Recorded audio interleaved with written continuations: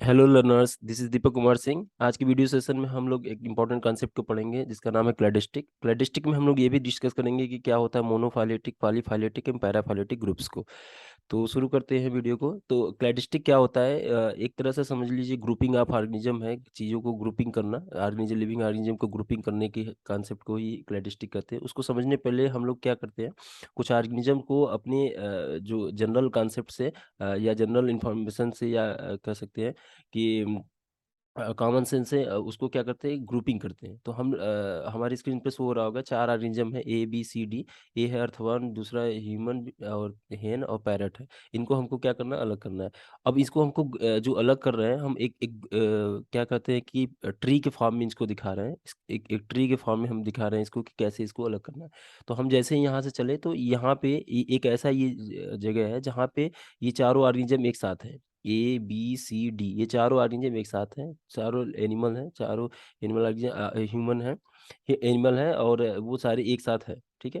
अब आगे हम बढ़ते जा रहे हैं, बढ़ते जा रहे हैं, बढ़ते जा रहे हैं। तो जैसे ही यहाँ एक पॉइंट आती है जहाँ पे ये एक ग्रुप अलग हो जा रहा है, ये वो इस तरह से अलग हो जा रहा है कि एक कैरेक्टरिस्टिक आ गई कि वर्टिब्रा कॉलम, अर्थवान में वर्टिब्रा कॉलम नहीं हो रहा है। तो इसमें इसका ये मतलब है कि ये अलग ही हो जाएगा और आगे जितने भी वर्टिब्रा कॉलम के होंगे ये सब आगे चले जाएंगे। तो वर्टिब्रा कॉलम यहाँ पे कैरेक्टरिस्टिक हो गया, एक कैरेक्टरिस्टिक फीचर हो गया जो कि इसको आगे लेके जा रहा है। इसमें नहीं है वर्टिब्रा कॉलम तो इसको ये अलग कर देंगे। तो अगर हम इस ग्रुप को देखा जाए तो ए को हम क्या रिप्रेजेंट कर देंगे, इस वाले से। क्यों? क्योंकि अर्थवान यहाँ पे एक ग्रुप हो गया, इसमें वर्टिब्रा कॉलम नहीं था और ये एक तरह से क्या होगा, अर्ली ही इवाल्व हो गया, ये पहले ही इवाल्व हो गया। और इसको एक ग्रुप से, टोटल ग्रुप जो है वो टोटल ग्रुप यहाँ पे है, उससे अलग हो गया, इसलिए हम इसको आउट ग्रुप कहते हैं, कह देंगे आउट ग्रुप हो गया। अब आगे बढ़ते वर्टेब्रल कॉलम आगे बढ़ता गया, बढ़ता गया। फिर हमने ये देखा कि किसी कैरेक्टरिस्टिक जैसे हेयर हो गया, हेयर, शरीर पे बाल पाया जाना, इन सब कैरेक्टरिस्टिक फीचर से क्या हो गया, ह्यूमन जो है अपने आप को अलग कर लिया। तो ह्यूमन जो है अपने आप को अलग कर लिया, लेकिन पैरट और हेन दोनों में कहीं ना कहीं हम ये देख रहे हैं कि दोनों एवीज ग्रुप के हैं, तो ये दोनों एक दूसरे के पास पास रहेंगे। इनका एक कोई जो इंसेस्टर भी होगा वो एक तरह से कॉमन ही होगा, इन दोनों का कोई इंसेस्टर कॉमन होगा। तो हम यहाँ पे क्या रखते हैं, या तो सी यहाँ रख दे या तो यहाँ डी लिख दे, या इसका वाइस वर्सा भी सही है, तो ये दोनों रख देंगे। ये दोनों एक ही कॉमन इंसेस्टर सी वाल्व है, इसलिए हम इन दोनों को सिस्टर टेक्सान कहते हैं। क्या कहते हैं? सिस्टर टेक्सान, सिस्टर टेक्सान कहेंगे। अब यहाँ पे क्या हो जाएगा, हम यहाँ पे क्या रख देंगे, बी को रख देंगे। तो इस तरह से हमने क्या बना दिया, एक ट्री बना दिया। और ये ट्री किस बेसिस पे बनाया, तो हमने कहा कि डिफरेंट टाइप्स के कैरेक्टर्स लिए। अब वो कैरेक्टर्स क्या क्या हो सकते हैं, तो कैरेक्टर्स उस जो जो ट्री बना रहे हैं वो अगर हम इवोल्यूशनरी रिलेशनशिप पे बना रहे हैं तो उसको हम लोग, जो ट्री है, ट्री को हम लोग कहेंगे क्लैडोग्राम, क्लैडोग्राम कहेंगे। इस ट्री को हम लोग नाम देते हैं क्लैडोग्राम। और करेक्टरिस्टिक क्या क्या यूज कर सकते हैं, तो एनाटॉमिकल करेक्टरिस्टिक यूज कर सकते हैं, एनाटॉमिकल करेक्टरिस्टिक यूज कर सकते हैं। उसके बाद जेनेटिक करेक्टरिस्टिक यूज कर सकते हैं। उसके बाद क्या, डिफरेंट टाइप्स की करेक्टरिस्टिक क्या कर सकते हैं, एनाटॉमिकल टॉमिकल कैरेक्टर यूज कर सकते हैं, जेनेटिक कर सकते हैं, फिजियोलॉजिकल, कुछ भी जो हो, जो जो एक स्टेबल कैरेक्टर हो, जितना ही स्टेबल कैरेक्टर होगा उसको हम लोग यूज करते हैं। इन सब में सबसे इंपॉर्टेंट होता है तो आपका जो है जेनेटिक कैरेक्टर। जेनेटिक कैरेक्टर में हम क्या कर सकते हैं, मॉलिक्यूलर बायोलॉजी के जो सेगमेंट रीजन्स होते हैं या फिर पार्ट्स होते हैं उनको यूज करते हैं। जैसे खास करके जेनेटिक मटेरियल हो गया, डीएनए हो गया, और बहुत से जो कंजर्व प्रोटीन होते हैं उन सब का हम इस्तेमाल करते हैं इन सबको चेक करने के लिए। यहाँ हमने क्या यूज किया था, यहाँ पे हमने एक सिंपल सी है कि एनाटॉमिकल वर्टिब्रा कॉलम का इस्तेमाल करके ये ट्री बनाया था। तो एक तरह से हमने ये देखा कि इसमें सबसे ज्यादा इवाल्व कौन है, तो हमने देखा बी, ह्यूमन जो है सबसे ज्यादा इवाल्व है, इसलिए इस तरह से गया। तो अगर इवोल्यूशन के टर्म में बताया जाए तो जब ये था आपका पास्ट और ये था प्रेजेंट, मतलब ये यहाँ से यहाँ तक ऐसे इवाल्व होता गया। तो ये एक एक हिस्ट्री बता रहा है, एक ट्री जो है एक हिस्ट्री बता रहा है कि कैसे कौन इवाल्व हुआ, कहाँ से कैसे चला। अभी जैसे ये आउट ग्रुप हो गया और ये सबसे प्रिमिटिव कह लेंगे, इन इस चारों ग्रुप में सबसे प्रिमिटिव ये है, उससे और सबसे एडवांस ये है, और ये दोनों आपस में क्या है, सिस्टर टेक्सान है, क्योंकि सिमिलर कैरेक्टरिस्टिक फीचर रखते हैं। तो हमारा जो ग्रुपिंग का कॉन्सेप्ट है यही एक जो जो ग्रुप बना रहे हैं इसी को क्लैडिस्टिक कहते हैं, या फिर इवोल्यूशनरी टर्म में अगर हम कोई ट्री बना रहे हैं किसी के साथ सिमिलरिटी डिसिमिलरिटी के बेस पे अगर बना रहे हैं तो उसको हम लोग क्या कहते हैं, क्लेडोग्राम कहते हैं जो ट्री है, और जो प्रोसेस है कंस्ट्रक्शन ऑफ ट्री है उसको हम लोग क्लेडिस्टिक कहते हैं। अब यहाँ पे एक बात और ध्यान देनी है कि जो ये नोड है, जैसे ये इंटरनल नोड इसको कहेंगे, ये इंटरनल नोड मतलब ट्री के अंदर का है, इंटरनल नोड कहेंगे। और ये क्या है, टर्मिनल नोड आपका, क्या है, टर्मिनल नोड। ये नोड्स हैं। नोड्स क्या रिप्रेजेंट कर रहे हैं कि ये बता रहे हैं इंटरनल नोड कि ये जो इंटरनल नोड है ये इंसिस्टर है किसका किसका सी डी बी का। ये बता रहा है कि ये इंसिस्टर है किसका सी और डी का। और ये बता रहा है कि ये इंसिस्टर है ए सी डी बी का। और ये बता रहा है कि ये इंसिस्टर है ए सी डी बी का। इस तरह से क्या है कि ये ट्री रिप्रेजेंट कर रहा है। और ये जब एक ही रिसेंट कॉमन इंसिस्टर है, अगर पूछा जाए कि सी और डी का सबसे रिसेंट रिसेंट कॉमन इंसिस्टर कौन है, मान लो यहाँ पे एक्स दे दे यहाँ वाई दे दे, तो कहेंगे कि एक्स है। एम आर सी ए इसका एब्रिविएटेड फॉर्म है, मोस्ट रिसेंट कॉमन इंसिस्टर। सी और डी का कौन मोस्ट रिसेंट कॉमन इंसिस्टर है, ये है, एक्स है। अगर पूछा जाए कि ये बताओ कि बी सी डी का सॉरी बी का मोस्ट रिसेंट कॉमन इंसिस्टर, तो बताएंगे ये है, ये वाला है most. M R C A B के लिए ये है, इसके लिए कौन है, ये है। तो इस तरह से हम क्या करते हैं, एमआरसीए का भी कॉन्सेप्ट समझ लिए कि कैसे होते हैं। और कैरेक्टरिस्टिक जरूरी नहीं है कि हम एनाटॉमिकल ही यूज करें या जेनेटिक ही यूज करें, कोई भी कैरेक्टर यूज करते हैं जो स्टेबल हो, कंजर्व हो। खासकर हम लोग मॉलिक्यूलर बायोलॉजी में डीएनए का इस्तेमाल करते हैं। और प्रोटीन जो कंजर्व प्रोटीन होते हैं, हमेशा याद रखना है कंजर्व प्रोटीन जो स्टेबल हो थोड़ा, मतलब ऐसा ना हो कि चेंजेस होते रहते हैं उसमें, तो ऐसा ना हो, बहुत लो चांस है जो चेंजेस के। तो ऐसे ऐसे मॉलिक्यूलर टूल का इस्तेमाल करते हैं हम लोग फाइलोजेनी ट्री बनाने के लिए या क्लैडोग्राम बनाने के लिए। अब इतना अगर हमको कॉन्सेप्ट समझ में आ गया, तो अब हम थोड़ा इसके डिफिनीशन की तरफ मूव करते हैं। तो रिकंस्ट्रक्शन ऑफ ट्री को ही हम लोग क्या कहते हैं, क्लैडिस्टिक कहते हैं। ठीक है, क्लैडिस्टिक मेथड हाइपोथेसिस अगर बताते हैं, जैसे हाइपोथेसाइज करते हैं कि रिलेशनशिप एमंग द ऑर्गेनिज्म। अब ये जो रिलेशनशिप बताता है ए का बी से, बी का सी से, ये सिमिलर है, तो दूसरा ये डिसिमिलर भी, ये भी बताना है। मतलब ये बताता है कि सिमिलरिटी कितने हैं, कितना क्लोजली रिलेटेड है, कितना डिस्टेंटली रिलेटेड है, ये भी बताता है। ये इसी को इवोल्यूशनरी ट्री कहते हैं, या जिस दूसरा नाम क्या है, क्लेडोग्राम कहते हैं।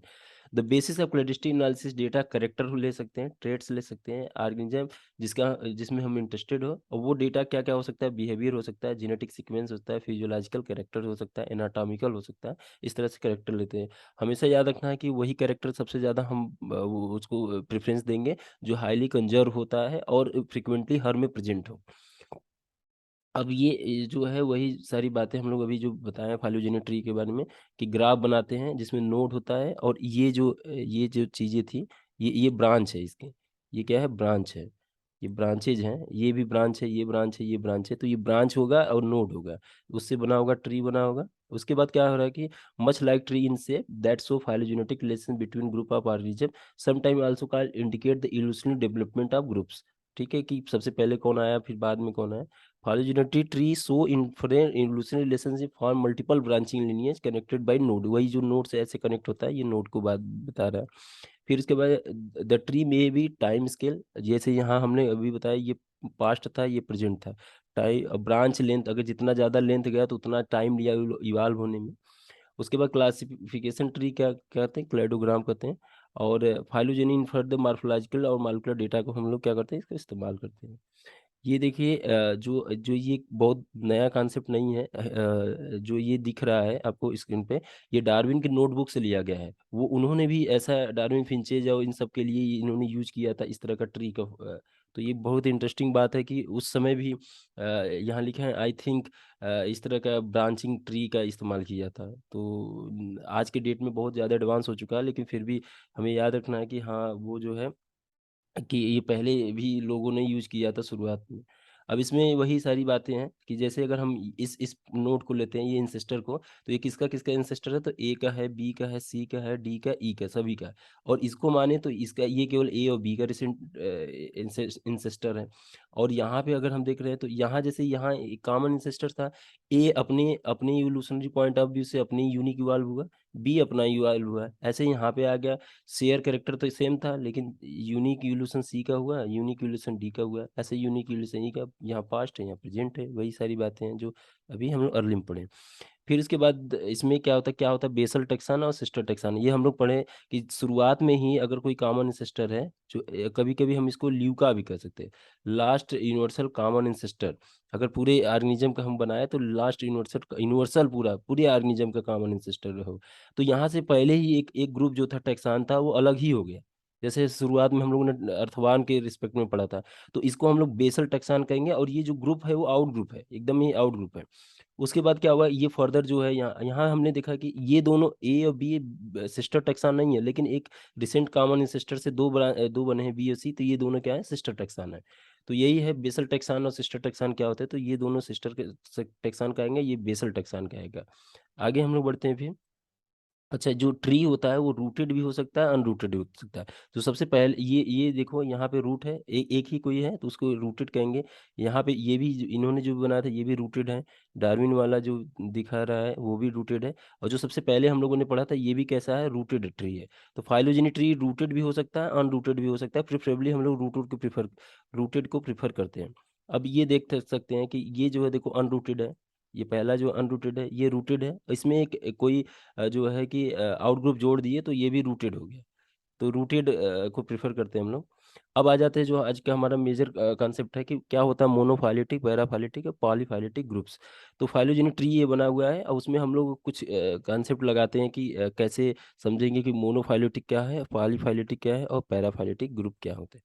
तो सिंपल सी बात है, अगर देखा जाए तो ये सारे जो ट्री दिख रहे हैं तीनों, ये तीनों रूटेड ट्री हैं, पहली बात। दूसरी बात ये है कि इसमें इवाल्व हुए हैं इतने जो है ऑर्गेनिज्म है। यहाँ ये क्या हो सकता है, ए बी सी कोई भी रैंक का टेक्सान हो सकता है, टेक्सान हो सकता है, कोई जीन हो सकता है, कुछ भी हो सकता है। तो ये मान लो हम कोई ऑर्गेनिज्म ही मान रहे हैं कि ये ग्रुप है। हमने ये कहा कि ये जो जो लाइन ऐसे दिखाई दे रही है, इसमें पूछा जाए कि ए जो वन वन लिखा है वो कितने इंसेस्टर से कंसर्न है। तो कह रहे कि ये वन जो है कितने कितनों का इंसेस्टर है, तो कहोगे कि ए का इंसेस्टर है, बी का इंसेस्टर है, सी का। ये सभी का ए बी सी तीनों का इंसेस्टर ये है। और अगर हम केवल इतने को मार्क करके आपसे पूछ रहे हैं कि ये बताओ कि ये ग्रुप क्या होगा, तो कहेंगे कि इसका सिंबल, सिंपल सी बात है, एक ही इंसेस्टर है। तो ऐसे को हम कहेंगे मोनोफाइलेटिक ग्रुप या मोनोफाइलेटिक क्रेड। जिसका एक ही इंसेस्टर सिर्फ हो उसको कहेंगे मोनोफाइलेटिक ग्रुप। और उस ग्रुप में जितने ऑर्गेनिज्म आ रहे हैं इसको डिसेंडेंट कहते हैं। जितने डिसेंडेंट आ रहे हैं उन सबको इंक्लूड करना है। फिर से आई रिपीट, पहले इंसेस्टर एक ही होगा और उसके जितने डिसेंडेंट हो, जैसे ए बी सी चाहे जितने भी हो सबको इंक्लूड करना है, उसको कहेंगे मोनोफाइलेटिक। तो इंसेस्टर कितना हुआ, इंसेस्टर हुआ आपका एक, वन हुआ। और जो डिसेंडेंट को है आल, सभी डिसेंडेंट, इंसेस्टर वन, डिसेंडेंट आल। यहाँ पे इसको कहते हैं मोनोफाइलेटिक। पैराफाइलेटिक में हम कहते हैं कि इंसेस्टर एक रहेगा, जो जैसे मोनो है वैसे ही है। डिसेंडेंट क्या होगा, नॉट ऑल, सभी नहीं, नॉट ऑल, सभी नहीं होते हैं। एक्सेप्ट सम, एक्सेप्ट सम, कुछ को छोड़ दे। तो सिंपल सी बात है, अगर हम यहाँ से इसमें पूछे तो ये देखो, ये यहाँ से यहाँ तक, यहाँ से यहाँ तक, ये एक क्या था, मोनोफाइलेटिक ग्रुप था। लेकिन लेकिन मोनोफाइलेटिक तो था, लेकिन अब क्या हो गया कि हमने ये कहा दिया कि नहीं भाई, इसमें से एक इंसेस्टर तो एक है, ठीक है, लेकिन डिसेंडेंट सभी नहीं है, एक्सेप्ट एक छोड़ दिया गया। जी को तो छोड़ दिया गया ना, ये मार्क यहाँ पे हुए। तो किसी एक को छोड़ दो या कोई दो को छोड़ दो, किसी को छोड़ दो, सभी डिसेंडेंट को नहीं इंक्लूड करना है। ऐसे को कहते हैं paraphyletic. Ancestor one, descendant not all except some. और यहाँ पे क्या है, पॉलीफाइलेटिक में इंसेस्टर हमेशा याद रखना है कि एक से अधिक, मोर देन वन। इंसिस्टर हमेशा मोर देन वन होगा, इंसिस्टर हमेशा यहाँ पे क्या होगा, मोर than one. More than one, एक से अधिक इंसिस्टर्स होंगे। और जो डिसेंडेंट होंगे वो भी मतलब कह सकते हैं कि ऑल नहीं होंगे, मतलब ग्रुप होगा। मेजरली हमको यहाँ पे पॉलीफाइलेटिक में यही देखना है, more than one, more than one इंसिस्टर देखना है। तो अब देखते हैं हम लोग यहाँ पे। अब ये जो है यहाँ से चला यहाँ पे, यहाँ चला, फिर इसके बाद क्या हुआ कि इसका रिसेंट कॉमन इंसेस्टर वो ए बी सी ये तो है ही है। अब ये कह रहा है कि डी से भी एक ग्रुप बना लिया है, मतलब डी वाला जाके ए इन इस ग्रुप के साथ रह रहा है। डी वाला ए बी सी ग्रुप के साथ रह रहा है, तो इसका ये मतलब अगर इन डी को भी इंक्लूड करोगे तो ये देखो, डी का इंसेस्टर क्या है, दो। और ए का ये ए बी सी का इंसेस्टर क्या है, वन। तो इंसेस्टर दो तो हो गए यहाँ पे, तो इसलिए तो इसको क्या कहते हैं, पॉलीफाइलेटिक ग्रुप। जब इंसेस्टर एक से अधिक हो और डिसेंडेंट जो होगा कि ग्रुप हो, डिसेंडेंट का ग्रुप हो, बस यहाँ याद ध्यान रखना है कि इंसेस्टर एक से अधिक होने चाहिए। इंसेस्टर यहाँ पे देखो ये था, इसका दूसरे का इंसेस्टर आके इसके साथ ग्रुप कर लिया, तो उसको क्या कहते हैं, पॉलीफाइलेटिक ग्रुप। इसका बढ़िया एग्जांपल एक देख सकते हैं कि जो वेल होती है, वे वेल मैमल्स हैं, मैमल होने की वजह होते हुए भी वो क्या होता है, मछलियों के साथ रह रही है। तो इसका ये मतलब है कि अगर मान लो यहाँ पे देखा जाए तो वेल है, मान लो ये वेल चली गई, फिश, ये फिश का ग्रुप है, तो इसके साथ चला गया, तो उसको हम कहते हैं कि इन सबको मिलाने पे हम कहेंगे ये पॉलीफाइलेटिक ग्रुप है ये, एक तरह से। तो हमने ये समझ लिया कि ये क्या-क्या कैसे-कैसे ये ग्रुपिंग है, तो इसका डेफिनिशन भी यहाँ लिखा है। Monophyletic group N ancestor all descendant, जितने डिसेंडेंट वो यहाँ पे है कि एंसेस्टर 1 होगा, not all descendant, not all descendant, all सभी डिसेंडेंट नहीं है। और ग्रुप 3 में है कि पॉलीफाइलेटिक में कि सम ऑफ द इट्स में डिफर एंसेस्टर मतलब दूसरे-दूसरे होंगे और डिसेंडेंट उसका ग्रुप होगा। अब कुछ क्वेश्चंस हैं इसमें, हम लोग ये देखते हैं कि ये एक दिया गया कि हमको पहचानना है कि हाँ, कैसे कौन पॉली है, कौन मोनो है, कौन क्या कहते हैं कि पैरा है। तो यहाँ पे हम लोग देख सकते हैं कि यहाँ पे एक एक कॉमन इंसेस्टर है और ये इंसेस्टर 2 को भी ले रहा है, 3 को भी ले रहा है, सभी मतलब इंसेस्टर 1, इंसेस्टर कितना है 1 और डिसेंडेंट कितना है सभी, ऑल सबको इंक्लूड कर रहा है। तो ये ज़ाहिर-सी बात है, ये मोनोफाइलेटिक ग्रुप है। दूसरी वाली जिसको मार्क किया गया, इंसेस्टर 1 है, इसके 3 ग्रुप है, लेकिन 1 को छोड़ दिया इसने, तो ये क्या हो गया? पैराफाइलेटिक। इंसेस्टर 1 है लेकिन नॉट ऑल, पैराफाइलेटिक। क्या इंसेस्टर कितना है? 1 है और जबकि डिसेंडेंट कितना है? नॉट ऑल, सभी नहीं है, लेकिन एक्सेप्ट सब कुछ कुछ को छोड़ना है। और यहाँ पे क्या कर रहा है? इसका इंसेस्टर 3 और 4 का इंसेस्टर क्या है? ये एक्स है मान लो और 2 का इंसेस्टर वाई है। तो देखो 2 और 4 को ग्रुप कर रहा है तो दोनों का इंसेस्टर अलग-अलग है। तो इंसेस्टर कितना है? एक्स एंड वाई 2 हो गए, एक्स एंड वाई हो गया, डिसेंडेंट तो है ही है मान लो ऐसे। तो इस तरह से हम क्या कर लेंगे? इसको समझ लेंगे। इसके अलावा क्या होता है? एक ग्रुप दिखाया गया है कि इसमें बताना है कि कौन-सा पॉलीफाइलेटिक है, कौन-सा पैरा, कौन-सा मोनो। दूसरा है एक ऑप्शन, तो देखो जैसे वर्टिब्रेट के बेसिस पे स्पाइसेस अलग हो गया, एम्फीबिया अलग हो गया, इस तरह से एक एक फाइलोजेनिक ट्री बना हुआ है।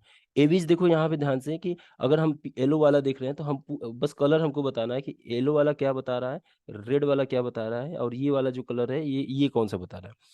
तो हमको ये देखना है कि हमने देखा कि शुरू-शुरू में जो येलो वाला कलर है कि इसने पूरा कवर कर लिया, मतलब एवीज़ को भी अंदर रख लिया। तो इसलिए येलो वाला जो होगा वो हमारा ग्रुप होगा वो कैसा होगा? मोनोफाइलेटिक होगा। क्योंकि उस वो एवीज़ को भी कवर कर रहा है। लेकिन जो ये वाला कलर है करके ये वाला जो कलर है इसमें मान लो मतलब ब्लू वाला जो करके है थोड़ा, ब्लू वाला कलर के जो है करके वो एवीज़ को छोड़ दिया। तो मतलब सारे रेप्टाइल्स के सारे ग्रुप को तो जोड़ा है लेकिन एवीज़ को छोड़ दिया। तो ये इस वाले ग्रुप को हम लोग कहते हैं, ये जो इस कलर का है, इसको हम लोग कहते हैं क्या है? ये पैराफाइलेटिक ग्रुप है।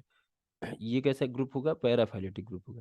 और तीसरा जो है पॉलीफाइलेटिक, अगर हम एवीज़ का कोरिलेशन किससे करें मैमल से, तो इसका इंसेस्टर तो ये है, इसका इंसेस्टर ये है और लेकिन इसका इंसेस्टर ये है, तो इंसेस्टर डिफर हो गया और ग्रुप ऑफ ऑर्गेनिज़्म ऐसे हो गया, तो इस वाले को हम लोग कहेंगे कि ये जो है हमारा क्या है कि पॉलीफाइलेटिक ग्रुप है।